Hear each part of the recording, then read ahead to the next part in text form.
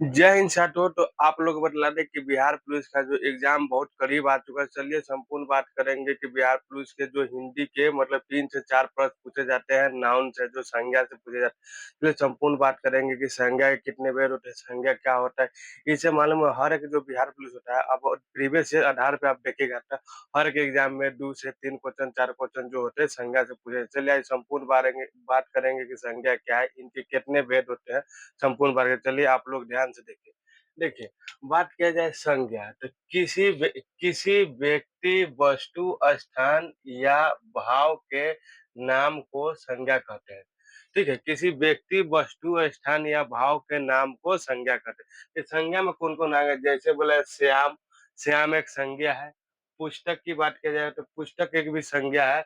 और वाराणसी की बात किया जाए तो ये भी एक संज्ञा है। चतुरता की बात किया जाए तो ये भी एक संज्ञा है। ठीक है। अब संज्ञा मतलब संज्ञा के कितने प्रकार होते हैं, तो देखिए संज्ञा के 5 प्रकार होते हैं, संज्ञा के 5 भेद होते हैं। ठीक है। फर्स्ट में क्या आ जाता है, व्यक्तिवाचक संज्ञा, जिसे इंग्लिश शब्द बोला जाता है प्रॉपर नाउन। दूसरा का आ जाता है जातिवाचक संज्ञा, जिसके बोलते हैं कॉमन नाउन। और तीसरा आ जाता है जो भाववाचक संज्ञा, जिसे बोलते हैं एब्स्ट्रैक्ट नाउन।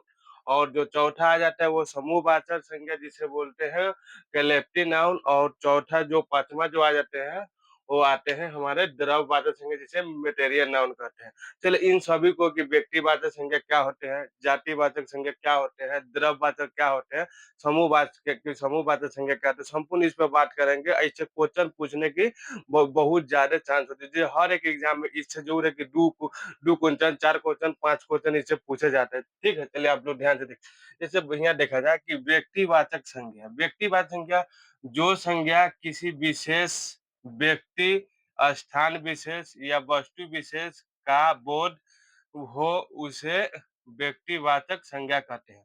जैसे व्यक्तिवाचक संज्ञा जैसे हो गया राम, तो राम एक व्यक्ति है। और दिल्ली, दिल्ली एक स्थान विशेष है। जो दिल्ली जो है वो एक स्थान विशेष है। और बात करें ताजमहल, तो ताजमहल भी एक स्थान विशेष है।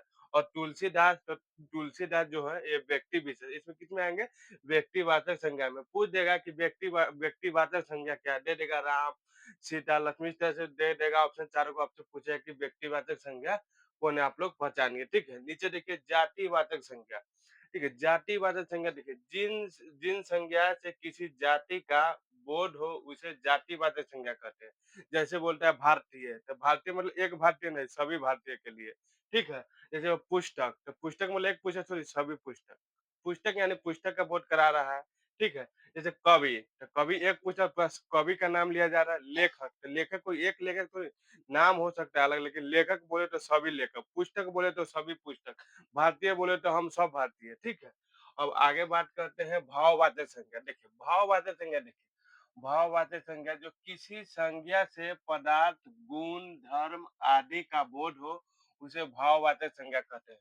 जैसे कोमलता, कोमलता क्या है, एक भाववाचक संज्ञा है। ठीक है। मिठास, मिठास क्या है, मतलब एक भाव प्रकट हो कि मीठा लग रहा है। ठीक है। और बचपन, बचपन क्या है, मतलब भाव प्रकट हो कि कोई बचपन। क्रोध क्या होता है, भाव भाव प्रकट। क्रूरता क्या होता है, भाव प्रकट होता है। आगे देखिए समूहवाचक, समूहवाचक संज्ञा, जिन जिन संज्ञा से पूरे समूह का बोध हो, जिन संज्ञा से पूरे समूह का बोध हो उसे समूहवाचक संज्ञा कहते हैं। जैसे बोला जाए कक्षा, कक्षा यानी स्कूल, स्कूल बोले तो सब, सभी स्कूल। बात करें संसद, तो संसद बोले तो उनमें बहुत सारे लोग रहते हैं, तो क्या हुआ, ये समूह हुआ। संसद बोले तो संसद देखते हैं, संसद में बहुत सारे लोग रहते हैं। बोले हैं टोली मंडली, मंडली में भी देखिएगा तो बहुत सारे लोग रहते हैं। और मेला को भी ले सकते हैं, जो समूहवाचक में मेला भी आप बोल सकते हैं। मेला किस में आता है, समूहवाचक में। ठीक है। चाबी का गुच्छा, जो चाबी का जो गुच्छा आता है, तो चाबी का गुच्छा जो आता है ये आते हैं समूहवाचक संज्ञा में। ठीक है। अब आते हैं द्रव्यवाचक संज्ञा। ठीक है, द्रव्यवाचक संज्ञा में जिन संज्ञा शब्दों से उस सामग्री या पदार्थ का बोध हो, उसे कोई वस्तु बनी हो, उसे जो बोलते हैं द्रव्यवाचक संज्ञा कहते हैं। ठीक है। द्रव्यवाचक में क्या हो जाएगा, जैसे सोना, तो सोना बना हुआ है, सोना, ये हो गया लोहा, चांदी, पानी, घी, तेल, ये सब क्या है, ये द्रव्यवाचक है। देखिए पानी, तेल, घी ये सब क्या है कि द्रव है, तो ये द्रव-वाचक संज्ञा में आते हैं। तो देखिए इस तरह से आपसे क्वेश्चन कैसे पूछेगा ऐसे देखिए, पूछ सकता है कि संज्ञा के कितने भेद होते हैं, पूछ सकता है कि संज्ञा के कितने भेद होते हैं। ऑप्शन में दे देगा 1, 2, 4, 5 इस तरह से दे देगा तो आपको उसको सही करना है। पूछ सकता है कि मतलब ऑप्शन दे देगा 4 ठो कि इसमें कि व्यक्तिवाचक संज्ञा कौन है? पूछ सकता है ऑप्शन दे देगा कि हाँ, जातिवाचक संज्ञा इनमें से कौन है पहचानें।